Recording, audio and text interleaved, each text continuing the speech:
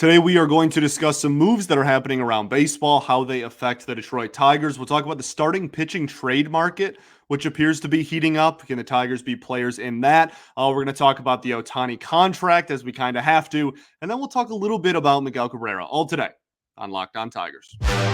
You are Locked On Tigers, your daily Detroit Tigers podcast. Part of the Locked On Podcast Network, your team every day.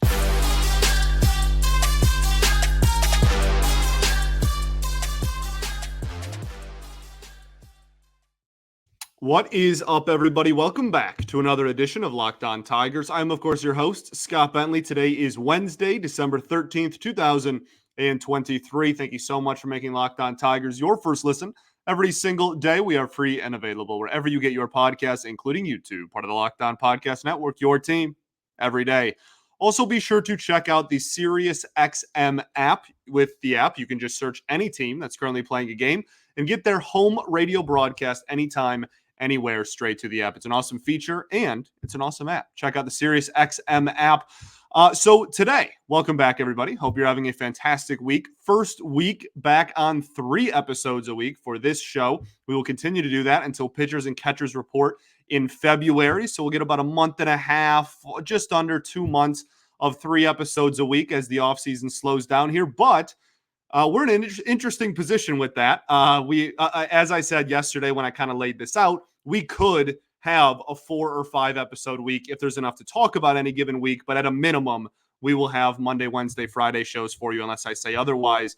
And we're at an interesting point where we might have some of those just because with how stagnant the offseason was early on, there seems to be kind of this domino effect happening where like the Ohtani domino fell. Okay, now it's Yamamoto's turn. And then after it's Yamamoto's turn, I think that's when we kind of are going to see the floodgates open and we're going to see a lot of the bigger names. I mean, there's still so many, especially on the pitching side of things. But I mean, Bellinger, Chapman, right? Like there's still so many big names that have to move. And there's still so many trades that are going to happen. And we'll talk about the trade market later on in the show because I do think that is kind of heating up a little bit, and I've had some questions in regards to the Tigers' stance within the starting pitching trade market, so we'll discuss that later. I do want to say also Friday's episode, so the next episode, and I want to say tomorrow's, but not tomorrow's, the next episode, Friday, will be a mailbag, so drop any questions you have. If you're watching on YouTube, you can drop them in the comments of this video. If you're not listening on YouTube, you can DM me, you can DM the show, you can just tweet it publicly.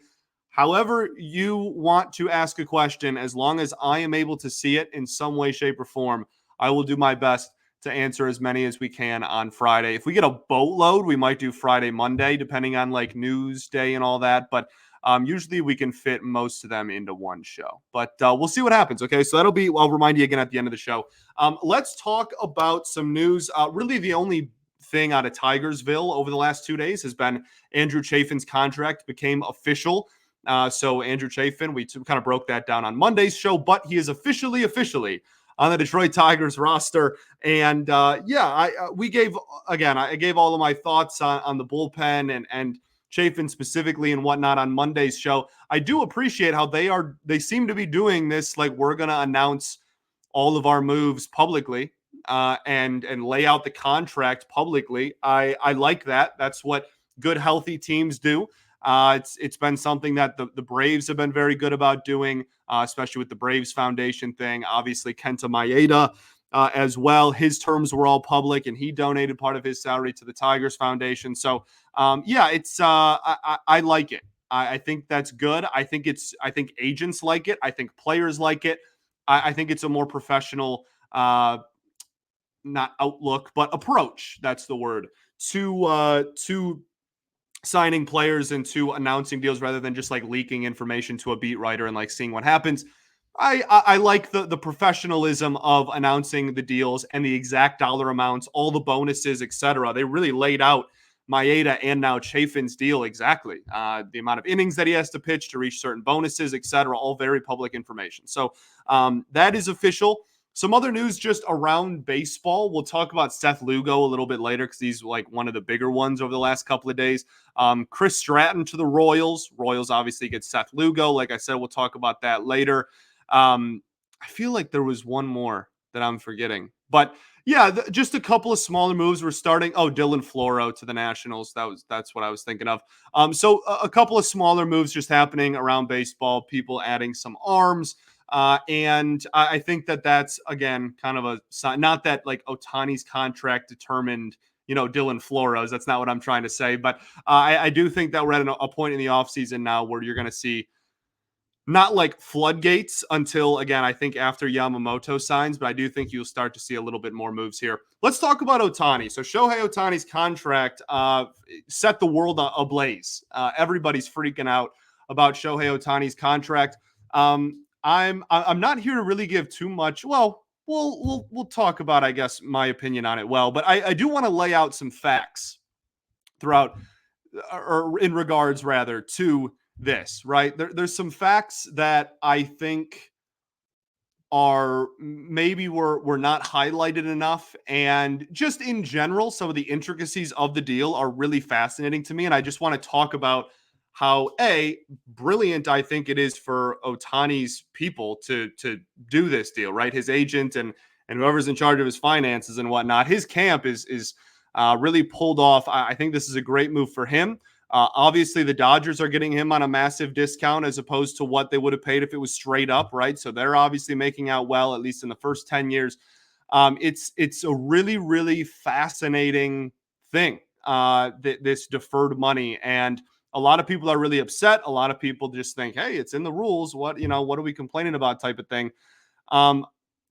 So essentially, instead of getting $70 million a year over 10 years, he is deferring it so that he is only getting $2 million a year from the Dodgers over the next 10 years. And then we'll get, I think it's like $68 million a year every July 1st for the next 10 years after retirement. There's a couple of things in this that are important. One, Shohei Ohtani makes like $40 to $80 million a year before he was a Dodger in like off the field endorsements and such. Okay. So like this notion that Ohtani is only going to get $2 million, only quote unquote, $2 million a year, just in like general income, is absolutely preposterous and not even remotely true. Okay. So I promise he's not going to be hurting for cash over the next 10 years. So I want to start off with that. From the contract's perspective, something that's very, very, very important to highlight here is what the collective bargaining tax, what the CBT is for competitive balance tax in the bargaining agreement in the CBA, the CBT and the CBA. What the competitive balance tax against the Dodgers every year is not going to be $2 million, right? Baseball is not a salary cap sport. However, there are significant tax brackets for every $1 million you go over $200 million as a team every year. And so this is a situation where, and like in the last CBA, they made it way taxed up because the owners don't like Steve Cohen and he blows past $250 million like it's nothing. So it gets more and more heavily taxed the more money you spend. And there's certain brackets, the first 10 million over is this percentage taxed on the dollar. And then as you get higher and higher, and 237 million is a very big tax break. At some point you hit the Steve Cohen tax where it's just like, double the dollar on the dollar or whatever, something ridiculous. And so in the eyes of the CBT, in the eyes of the tax brackets, Ohtani's contract will, quote unquote, cost the Dodgers $46 million a year. They'll only be paying him $2 million. That's objectively true. However, they're going to get taxed as if their team total, when you're calculating the amount of money the Dodgers are spending in accordance to the tax brackets, they will get docked $46 million a year against Ohtani's deal. So it's not as if the Dodgers are just able to sign everybody to a $2 million deal and defer all this money and end up paying, like in the eyes of baseball, they can just do, like your payroll this year is $4 million or whatever. You know what I mean? Like the tax is still $46 million, which is still the highest that any player the highest number any player has been, like, quote unquote, penalized against their team in CBT in the history of Major League Baseball. Now, it's still a smart move for the Dodgers, do not get me wrong, because they shaved, $24 million a year off of that presumed 70 mil that it would have been straight up. I'm not trying to say they didn't get it for a discount, but in the eyes of baseball, it's not as if he will that he's going to cost $2 million to, if you want to think of it in terms of a salary cap, it's not a salary cap, but that's a really easy way to look at it as well. Close enough.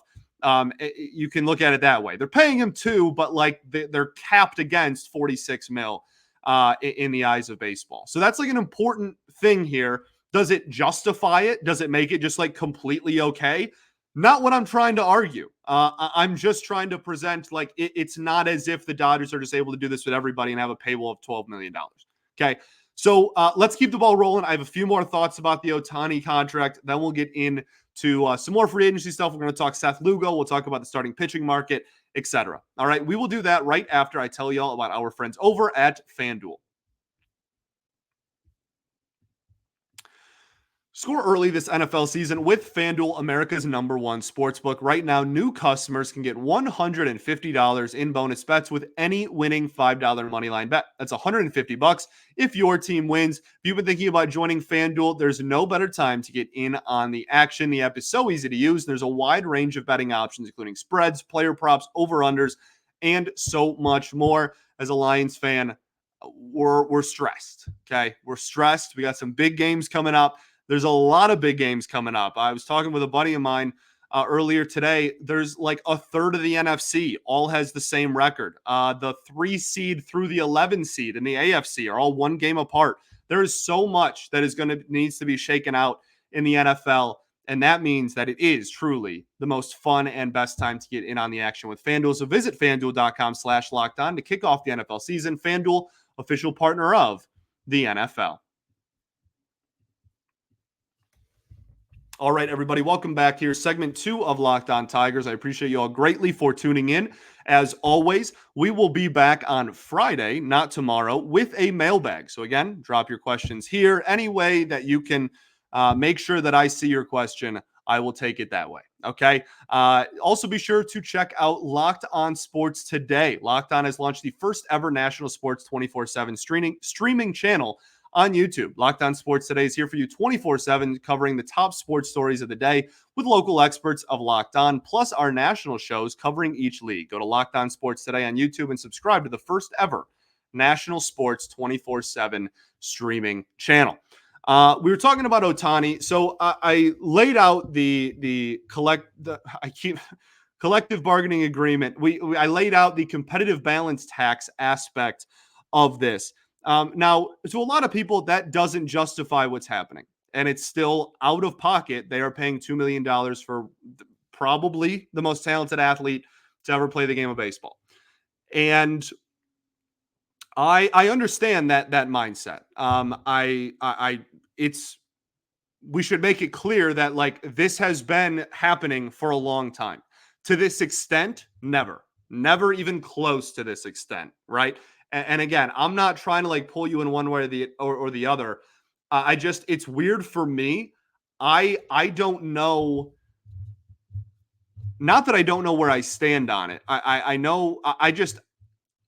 It's a tug of war in my brain, I guess is the way that I would articulate it. It's very legal. It's been happening for a long time. A lot of teams, the Tigers have done it. The Tigers just stopped playing Prince Fielder a couple of years ago. Y'all, the Tigers have been doing this. Max Scherzer did it with the Nationals. Nobody was like, oh my goodness, this is super illegal. But it's happening now because it is Ohtani and it is so egregious, right? It's not, oh, I want to cut my salary in half and then extend it from 7 years to 14 years, which is kind of like what Scherzer did with the Nationals. This is ridiculous, right? This is $2 million. And even if in the eyes of baseball and according to the salary, spreadsheets, the Dodgers are owed him $46 million. At the end of the day, they're only paying him $2 million. And that's going to give them more flexibility to go out and continue to get more big name free agents, more big name players. They're in on Yamamoto. They want to trade for Glasnow, right? There's still so much on the table that the Dodgers now are able to do flexibility wise because of this contract. And I'll tell you what. I'll tell you what. No matter where you stand on it, whether you're like, this is completely fair and just, I don't know what everyone's freaking out about. People have been doing this for years. The Dodgers just took advantage, and Ohtani took advantage of the system. Or whether you're like, this is awful for baseball. This has ruined everything. I don't care about the CBT tax or anything like that. This is egregious. No matter where you stand on it, I can almost promise you in the next CBA that this will be somewhat nerfed. Will it be completely removed? I don't think so. I don't think it's in the best party for either party, the best interest of either party, rather, to completely get rid of it. I think the players need the flexibility in contracts of getting more money for longer. And I think the owners want to be able to not spend as much money all at once. But I do think it will be nerfed. I think that the owners are going to want to significantly not let what the Dodgers did happen to another big name free agent. And the players is weird. The players' motives are, we need as many teams as possible to be willing to spend. That's what the players are trying to do. And I don't know if getting rid of that is in the best interest of that party or not. But I do think that in the next CBA, again, I can almost promise you that there's going to be some serious discussions about if this is going to be able to be sustained, if this is going to be a thing that is able to be replicated, and if teams are going to be able to do this to this extreme ever again. I can almost assure you not, but we'll see what happens. The unfortunate thing, we just signed a new CBA, so we're still a few years down the road from that being a conversation. Okay, enough about Ohtani. We'll move on to Seth Lugo. I think that Lugo, good for him, man. There was some links to the Tigers with Seth Lugo. He gets 3 years, $45 million from the Kansas City Royals. Good for him. 15 AAV over 3 years. That's probably a little rich than what the Tigers were willing to do for Seth Lugo, especially considering if the season ended today, the Tigers would have a full rotation if they really needed to. I still think they should go out and get another starter. We'll talk about that in a second. But yeah, like this is very much a situation where the Royals desperately need some sort of talent in this organization. That is a just completely depleted and just barren organization when it comes to talent at the moment. And I'm not trying to like kick a Royals fan while they're down, but like goodness, there is not a whole lot going for that organization at the present moment. And so they said publicly they were going to spend more money to get a more competitive product on the field. I don't know how many more wins Seth Lugo by himself is going to get you, but they wanted to guarantee that that was going to be a thing. So they went out there and spent $15 million a year on Seth Lugo. And good for him. Seriously, good for Lugo for nailing that contract down. Had a really good year. Was that last year, 2 years ago, and has kind of reinvented himself as a starter. So good for Seth Lugo. Good for the Royals, I guess, if we really have to say that. And yeah, I'm not losing sleep over the fact that the Tigers didn't spend 15.5, 16 AAV over 3 years on Lugo. Okay. When it comes to the starting pitching trade market, one of the quotes that Evan Petzold put out there, that a few of the beat writers have put out there, in terms of like, okay, winter meetings is done, what now, is Scott Harris said he's always looking to add starting pitching. And that's what we've been talking about in this show for the last 2 months, which is music to my ears because it makes me, I don't know, feel like at least we're like kind of on a similar wavelength about what this team needs to accomplish this offseason. And so I'm glad that starting pitching is still on the brain. I wonder in what form and capacity that's going to come to, because every day that goes by, the Imanaga price tag gets higher and higher, and I become less and less confident that the Tigers are going to be legitimate players in there. We're not getting Yamamoto, no matter how many like rituals and dances and prayers we say about it. That's just not going to happen. And so it's like, where else are you going to go? They're not getting Blake Snell. He doesn't fit like the mindset, the mentality of this team. He walks so many hitters. Like, I don't think Blake Snell's a guy they're going to fork over a lot, hundreds of millions of dollars to. So it's interesting, and that leads us to this question that I've been getting a lot lately of, well, if we need to add starting pitching, are the Tigers going to be players in the starting pitching market? We will talk about that right after this.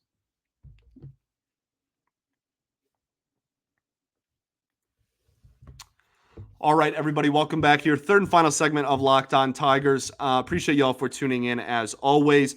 No. Okay, we can move on. Cool. The answer is no. The Tigers, I don't expect to be in the starting pitching trade market really whatsoever. And the reason why is not, again, I've been very vocal about how I want the Tigers to add starting pitching, but I think it would be very counterintuitive to do it via trade because and I'm not speaking for like what Harris is doing. I'm speaking toward what I want to add starting pitching for. I want to add starting pitching so that we can then trade a starting pitcher and get another bat in here. Because I don't think there's any bats in free agency unless you're going to go get like Cody Bellinger, who has like serious long-term risks. I don't think they're going to be in on Chapman because he also has serious long-term risks. Like, unless you're going to get one of those guys, you're not getting like a bigger name bat in free agency. So that is how I want to address the offense, is to sign another starter and then trade a pitcher for one. And I know I've said that a million times, and I'm really driving that point home. So if you're an everydayer, I appreciate you, but I also apologize for continuing to say that. I just really want it to happen. And for like Glasnow, for instance, he's going to cost an arm and a leg that he may have to use at some point, given his injury history. And you are going to be left with a great potential high-end starting pitcher, which is fine. Obviously, that's the goal of the trade. But the Tigers, asset-wise, when looking down their organization, what are you going to have to trade to get Glasnow? Probably arms, right? You don't have a ton of highly regarded offensive prospects. You're not going to trade Max Clark. You just drafted him. I don't think Justin Henry Malloy has like a significant amount of value, to be completely honest with you. Not that he has no value, but like I don't think he would move the needle too terribly much in a Tyler Glasnow or Shane Bieber trade. And then what? Like Parker Meadows, you're not trading. He's going to be the opening day center fielder. Colt Keith's probably going to be the opening day second baseman, and Jace Young might be playing third by July. So like, you don't have bats to spare because they're all supposedly going to play Major League Baseball this year. So that goes out the window. So now you're looking at arms. You have developed arms. You've created a nice system here. And now, okay, so now you're going to trade. Okay, only one sneeze. I tried to get my hand on the button and I completely whiffed. So now a sneeze is being left in the show. I apologize. So when looking at like the pitchers, okay, you'd have to give up pitchers for Glasnow. So now you're trading a guy who is a year and a half from free agency eligibility is who you're acquiring for young arms. And arms for arms is always weird as is. Nonetheless, one with an injury history, even if it's not, even let's just say it's Bieber. Let's just say they stay healthy. Let's just throw the injury risk out of it because all pitchers have injury risk. That's not even really fair of me to bring up. So we'll just completely disregard that. You trade for one of these guys, great. Your rotation gets significantly better over the next couple of years. You could even extend him, right? Now, when you look back and you go, okay, well, now I'm trying to trade for bats, right?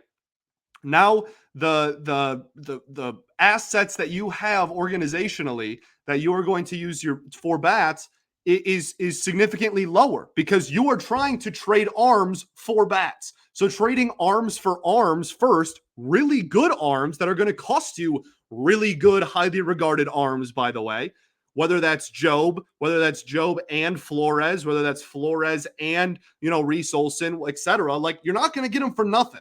So I don't think there's any point in the Tigers really like hammering home and going, you know what, we really want to add a starting pitcher.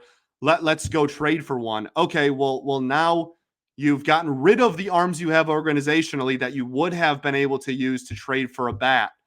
And your system is weaker and thinner, and you didn't resolve the biggest issue your organization has, which is offense.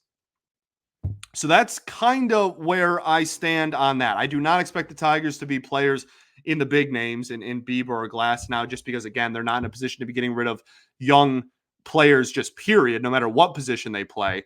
But especially just like really the starting pitching market, period. There's a few other like lower name, like not as prominent names in the starting pitching market that I still do not expect the Tigers to be much players in trading wise at all. Now, I'll reiterate again, go sign one though. Go sign one though. I just think it's counterintuitive to trade for one and then trade for another. That kind of defeats the purpose of the trade in general. Okay. Hope that made sense. Couple other things here. Miguel Cabrera playing baseball. He was in a home run derby in Venezuela yesterday, 2 days ago, as you're listening to this, I believe. And he only hit like 3 homers. I think he got smoked by Yasiel Puig, name I haven't heard in a while. It's nice to see Miggy, swinging the stick. It's nice to see him out there.